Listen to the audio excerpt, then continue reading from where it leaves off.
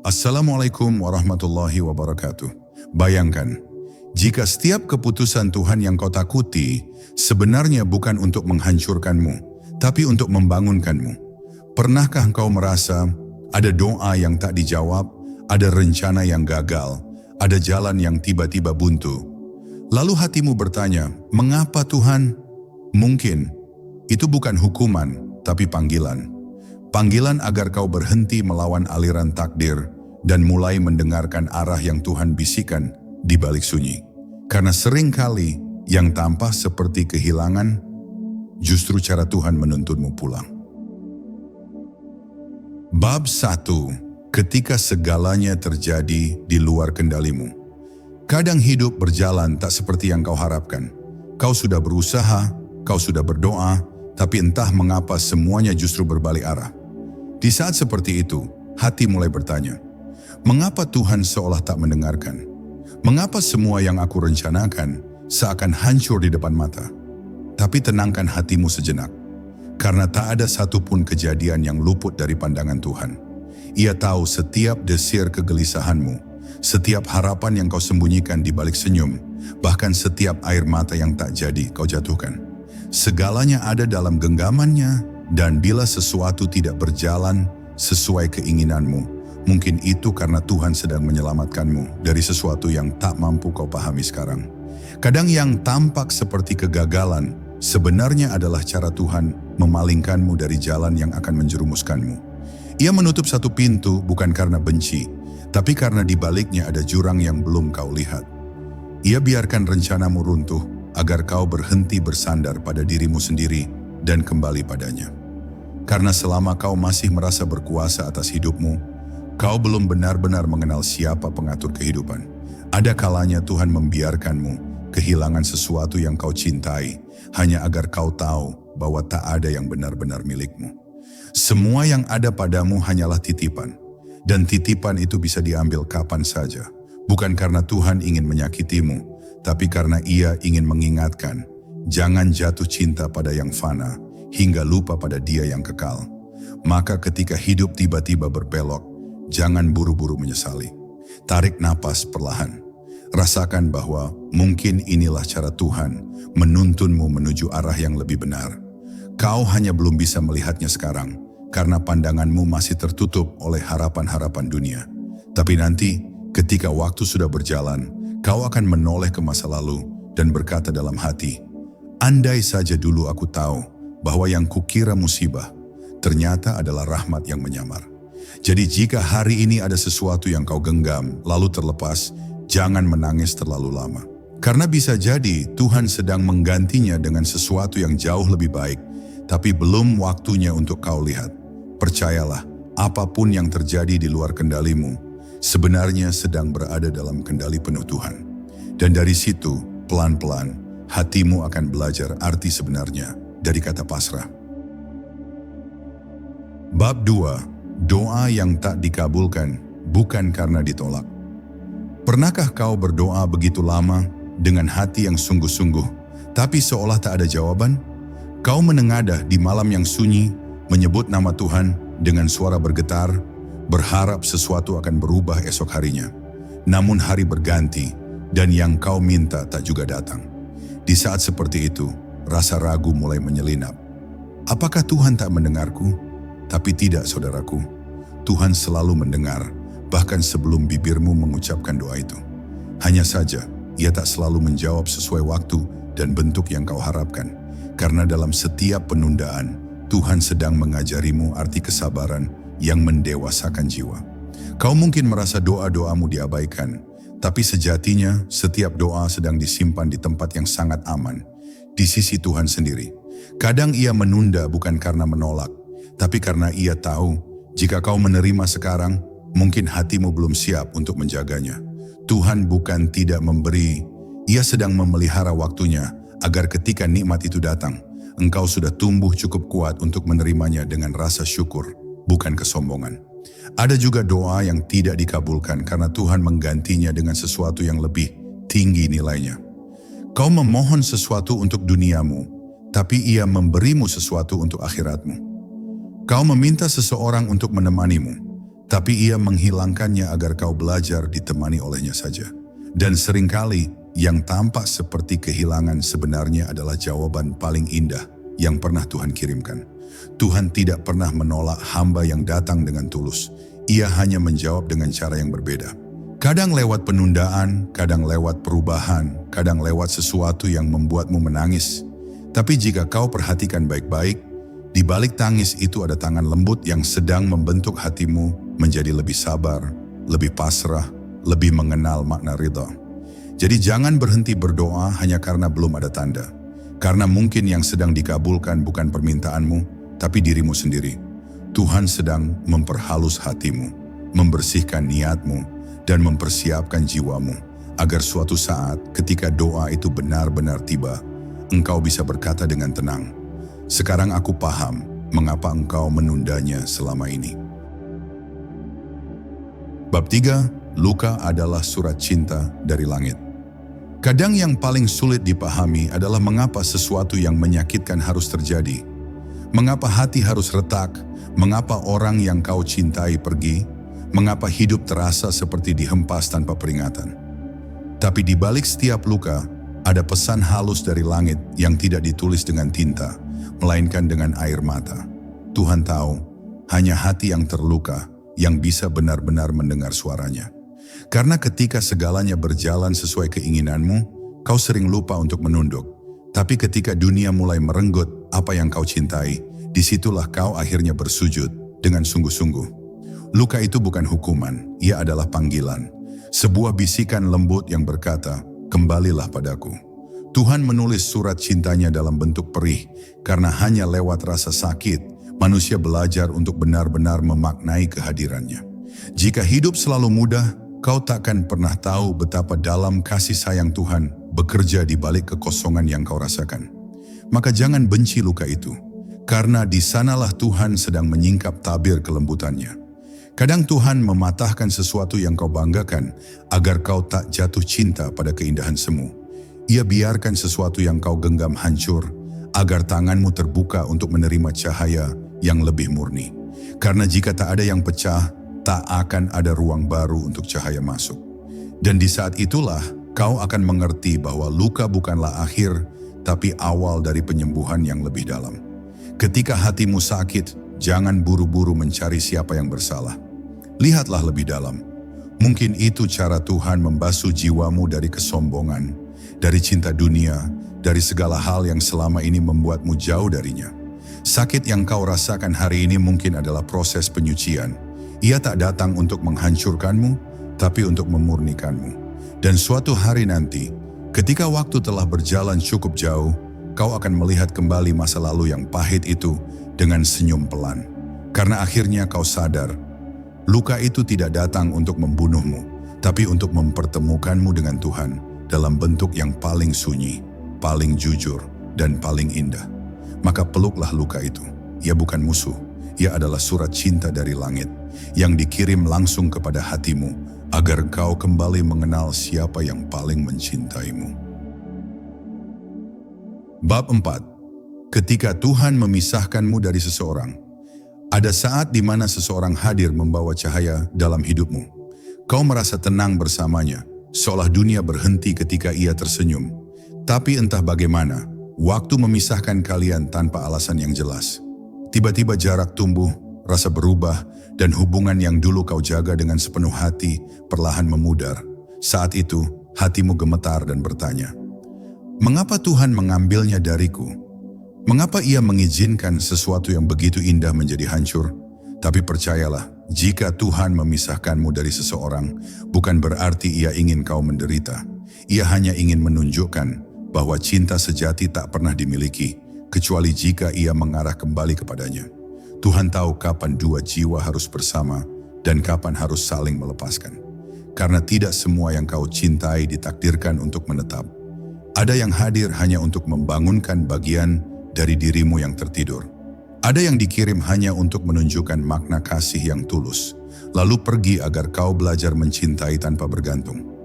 Kau mungkin tak paham sekarang, tapi suatu hari nanti kau akan mengerti. Perpisahan juga bisa menjadi bentuk kasih sayang Tuhan. Ia memisahkan bukan karena benci, tapi karena ingin menyelamatkan. Ada cinta yang menguatkan, tapi ada juga cinta yang menenggelamkan. Dan ketika yang kedua itu mulai menguasai hatimu, Tuhan akan turun tangan. Ia akan memutuskan tali yang terlalu erat agar kau bisa bernapas lagi. Karena jika dibiarkan, hatimu akan menjadi milik manusia, bukan milik Tuhan. Maka jangan menangis terlalu lama atas sesuatu yang diambil darimu. Bisa jadi, ia sedang menyiapkan ruang kosong di dalam dadamu, ruang yang hanya bisa diisi oleh kehadirannya sendiri. Kadang kita terlalu terpaut pada seseorang yang membuat kita lupa siapa yang memberi rasa cinta itu sejak awal. Kita lupa bahwa cinta sejati bukan milik siapapun, melainkan milik Tuhan yang menitipkannya sejenak agar kita belajar mengenal makna kasih. Maka ketika titipan itu dikembalikan, jangan berteriak dalam kecewa. Cukup tundukkan kepala dan katakan dalam hati, "Aku paham ya Allah, cinta ini milikmu sejak awal." Dan kelak, setelah air matamu mengering, kau akan menoleh ke belakang dan bersyukur atas perpisahan yang dulu kau benci. Karena dari kehilangan itu, kau menemukan kembali Tuhan. Dan itulah pertemuan yang sesungguhnya. Tidak semua cinta dimaksudkan untuk dimiliki. Ada yang dikirim hanya untuk menuntunmu pulang. Dan saat kau menyadarinya, hatimu akan tenang. Karena akhirnya kau mengerti bahwa setiap perpisahan yang terjadi di bumi hanyalah jalan untuk menyatukanmu lebih dekat dengan langit. Bab 5. Jalan buntu yang mengantar ke cahaya. Ada saat di mana hidup seolah berhenti di satu titik. Kau sudah berjuang, mencoba segala cara, tapi tak ada yang berhasil. Segalanya terasa buntu. Seakan langit menutup semua pintu yang dulu terbuka untukmu. Hati pun gelisah, pikiran berkecamuk, dan kau mulai merasa ditinggalkan oleh takdir. Namun, ketahuilah, jalan buntu bukanlah akhir. Ia hanyalah tanda bahwa Tuhan ingin mengalihkan langkahmu dari arah yang salah menuju arah yang lebih benar. Karena jika semua jalan terbuka, kau takkan pernah belajar mana berserah. Tapi ketika semua jalan tertutup, barulah kau mulai mengetuk pintunya dengan sungguh-sungguh. Tuhan kadang membiarkanmu tersesat, bukan karena ia ingin kau binasa, melainkan karena ia ingin kau berhenti sejenak dan mendengarkan suara hati yang selama ini tenggelam oleh kebisingan dunia. Ia ingin kau sadar bahwa ada kekuatan yang jauh lebih lembut daripada ambisi.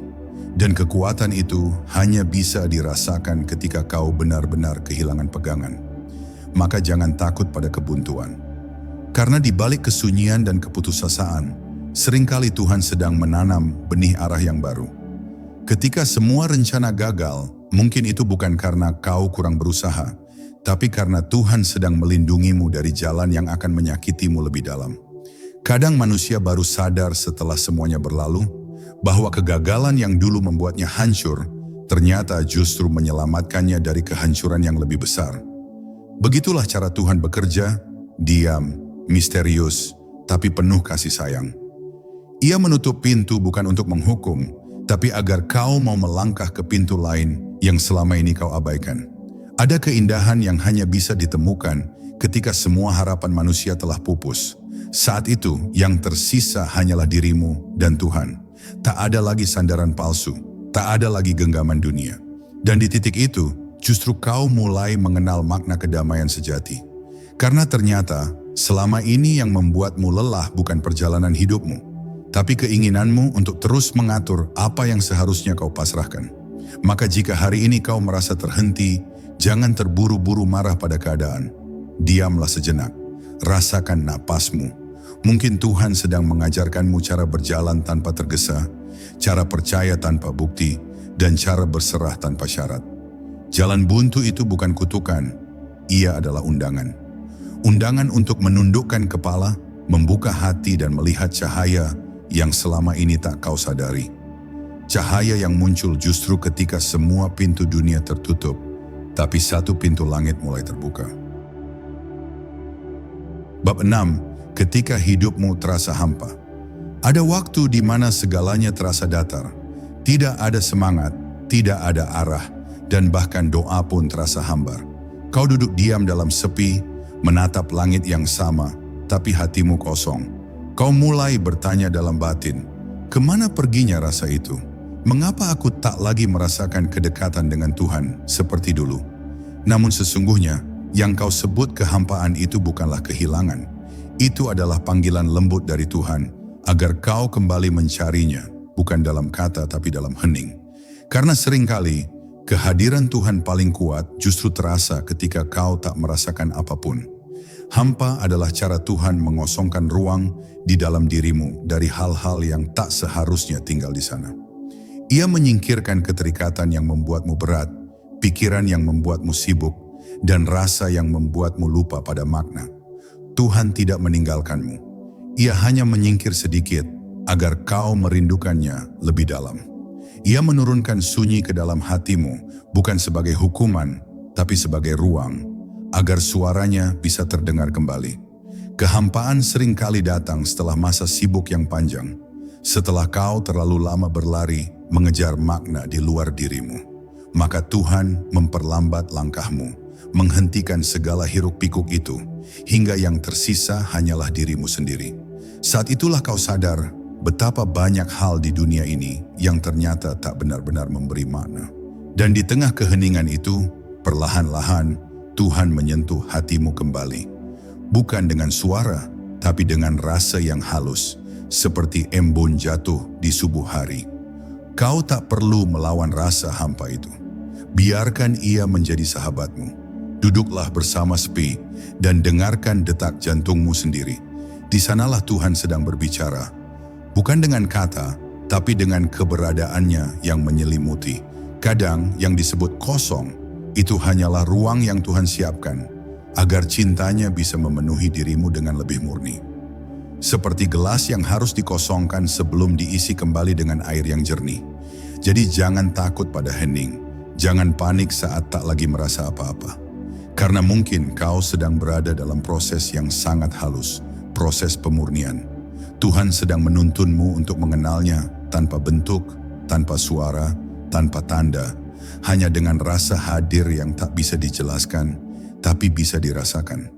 Dan ketika kesunyian itu akhirnya mulai terasa hangat, kau akan tahu, ternyata yang dulu kau kira kehampaan adalah cara Tuhan menegur dengan lembut. Aku di sini di tengah diam yang kau hindari. Bab 7. Ketika rezekimu tertahan. Ada masa di mana langkahmu terasa berat, pintu rezeki seolah tertutup, dan apapun yang kau lakukan tak juga membuahkan hasil. Usaha terasa sia-sia, doa terasa menggantung di langit yang jauh. Kau mulai bertanya dalam hati, apakah Tuhan sedang marah? Apakah aku telah melakukan kesalahan? Tapi ketahuilah, tidak setiap keterlambatan berarti penolakan. Kadang Tuhan menahan bukan karena benci, tapi karena ingin memperhalus niatmu. Ia ingin memastikan bahwa dalam setiap usahamu, yang kau cari bukan hanya hasilnya, tapi juga dirinya. Karena rezeki yang sejati bukanlah apa yang masuk ke tanganmu, melainkan apa yang menenangkan hatimu. Ketika rezeki tertahan, Tuhan sedang menuntunmu untuk menoleh ke arah yang selama ini kau abaikan. Mungkin kau terlalu sibuk menghitung hasil hingga lupa menghitung nikmat. Mungkin kau terlalu fokus mengejar angka hingga lupa bahwa keberkahan tidak selalu datang dari banyaknya, tapi dari cukupnya. Kadang Tuhan menahan rezeki agar kau belajar arti syukur, bukan hanya dalam kelimpahan, tapi juga dalam kekurangan. Karena orang yang mampu bersyukur dalam sempit, hatinya sudah kaya, bahkan sebelum diberi kelapangan. Tuhan tahu, ada sebagian hamba yang jika diberi terlalu cepat, justru akan lupa. Maka ia menunda, bukan untuk menyiksa, tapi untuk menjaga. Ia ingin rezeki yang datang kepadamu tidak membutakanmu, tapi membimbingmu. Dan saat penantian itu kau jalani dengan sabar, sesungguhnya hatimu sedang ditempa, agar kelak ketika nikmat datang, kau tak lagi memandangnya sebagai milikmu, tapi sebagai titipan yang harus dijaga dengan kasih. Kadang rezeki yang kau tunggu bukanlah sesuatu yang bisa dilihat. Bisa jadi Tuhan sedang memberimu bentuk rezeki lain, berupa ketenangan di tengah kesempitan, berupa keteguhan saat diuji, atau berupa kesadaran bahwa yang paling kau butuhkan bukan tambahan harta, tapi kedekatan dengannya. Bukankah itu juga rezeki? Bahkan mungkin itulah yang paling mahal nilainya. Maka ketika rezekimu tertahan, jangan gelisah. Duduklah dengan tenang, periksa hatimu, bersihkan niatmu. Karena begitu hatimu jernih, pintu langit akan terbuka dengan sendirinya. Tuhan tidak pernah menutup rezeki hambanya. Ia hanya menundanya sampai waktu di mana engkau siap menerimanya tanpa lupa kepada Sang Pemberi. Dan ketika saat itu tiba, engkau akan tersenyum dan berkata dalam diam, "Sekarang aku tahu mengapa engkau menahannya dulu. Karena ternyata yang paling berharga bukan apa yang kuterima, tapi siapa yang membuatku pantas menerimanya." Bab 8. Saat hidupmu tidak seindah yang kau bayangkan. Ada masa di mana kau menatap hidup orang lain dan bertanya dalam hati, "Mengapa hidupku tak seindah mereka?" Kau melihat senyum orang lain terasa lebih tulus, langkah mereka lebih ringan, dan nasib mereka seolah lebih bersahabat dengan waktu. Sementara dirimu berjuang di dalam diam, memikul beban yang tak terlihat. Kau mungkin tidak mengeluh, tapi jauh di dalam dada ada bisikan halus yang berkata, "Kenapa aku, Tuhan?" Namun perlahan-lahan sadarlah, bukan karena Tuhan tidak adil, tapi karena Ia sedang menulis kisah yang berbeda untukmu. Kisah yang lebih dalam, lebih rahasia, dan lebih dekat kepadanya.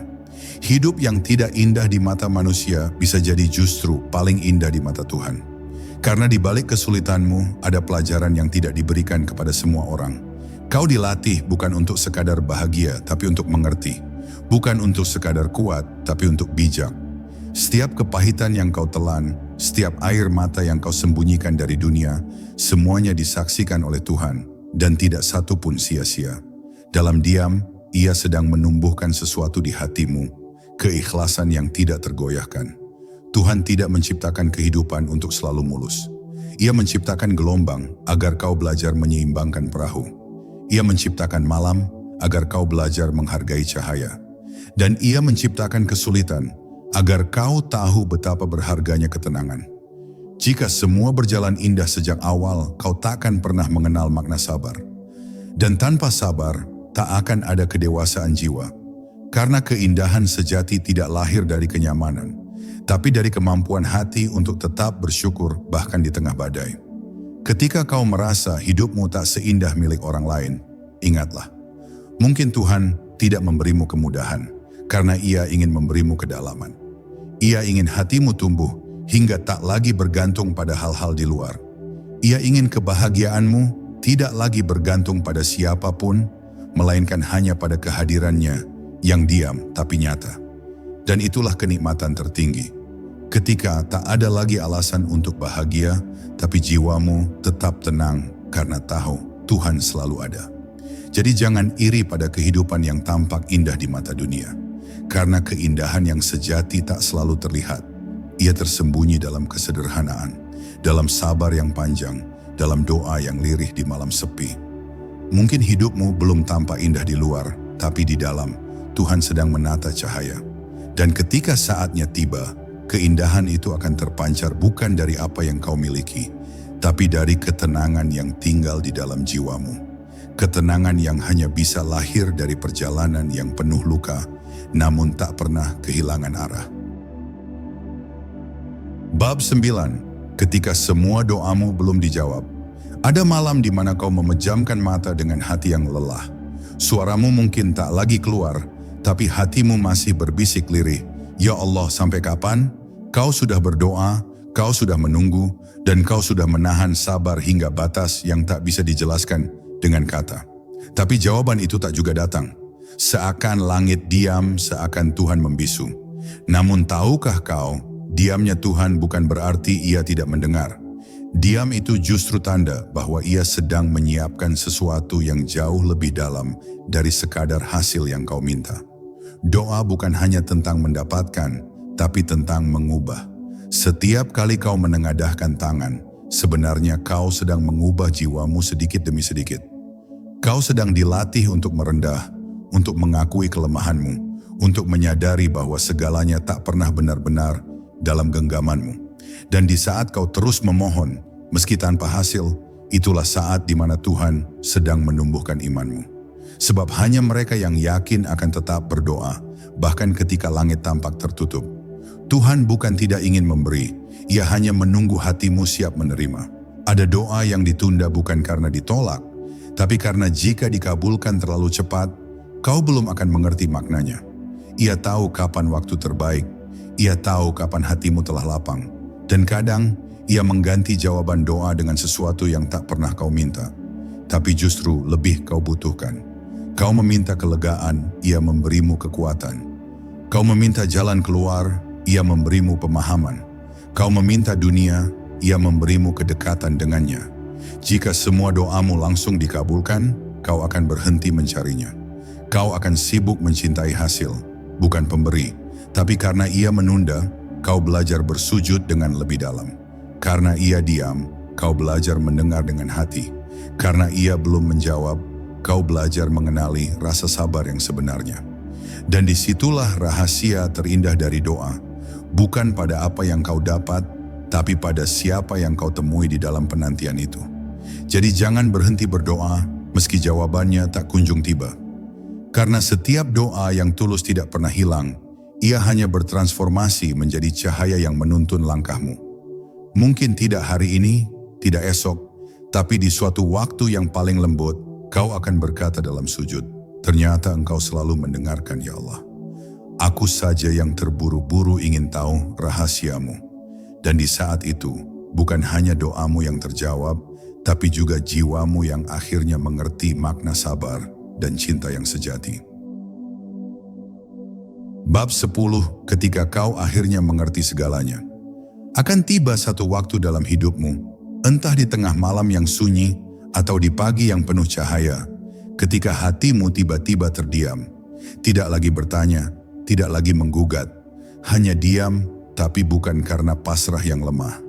Diam itu lahir dari pemahaman, dari sebuah kesadaran yang tumbuh perlahan, bahwa setiap hal yang pernah membuatmu menangis, setiap kehilangan, setiap keterlambatan, bahkan setiap doa yang tak dikabulkan, semuanya ternyata punya makna yang sangat dalam. Kau baru menyadari, Tuhan tidak pernah salah menulis jalanmu. Kau hanya belum bisa membaca huruf-huruf rahasianya. Di momen itu, kau mulai melihat hidup dengan mata yang berbeda. Kau tak lagi marah pada masa lalu, karena kau mengerti luka-luka itu yang menumbuhkan dirimu. Kau tak lagi kecewa pada mereka yang pergi, karena ternyata kepergian mereka membuka ruang bagi kedekatanmu dengan Tuhan. Dan kau tak lagi menuntut apapun dari hidup, karena kau tahu hidup ini bukan untuk dimiliki, tapi untuk dipahami. Semua yang datang adalah pelajaran, dan semua yang pergi adalah penyadaran. Perlahan, hatimu mulai damai. Kau tidak butuh banyak lagi. Cukup tahu bahwa di setiap langkahmu, Tuhan selalu ada. Mungkin dulu kau mencari makna hidup di luar dirimu, di kesuksesan, di cinta, di pengakuan manusia.